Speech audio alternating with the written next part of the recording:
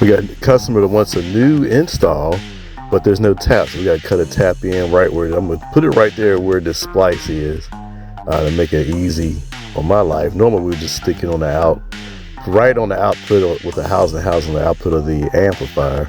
But I'm gonna put it right there in the splice. So we're gonna get this tap ready with two 500 P3 pins. Right now we get to cut the pins in length, get them all ready. I like to get that stuff prepped right there so it's just easy to splice. That way when we disconnect, we can just go ahead and plop that tap right on in with minimal disruption. We're gonna have to take down one leg. It only has like 5 customers on that feeder leg, so not a big deal, but you still want to minimize your interruption. So now I'm gonna cut the shrink wrap to length. Now we're gonna disconnect this splice and take it out.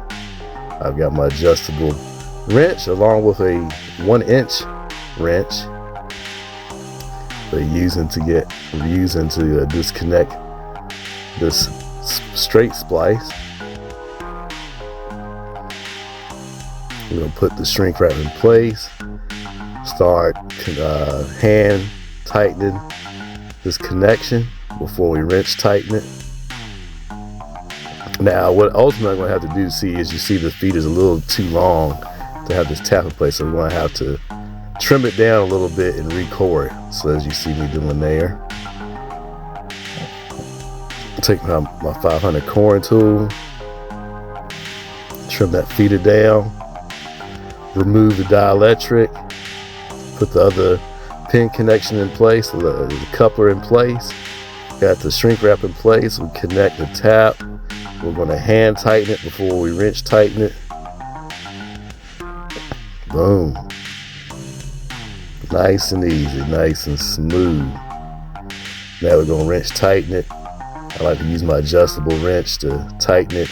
So it's I can move it around a lot easier and quicker than the regular wrench, but I hold the coupler in place with the regular wrench.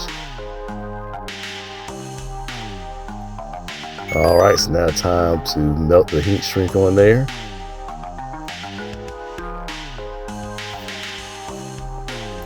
Or as many have accused me of doing is burning the shrink on there.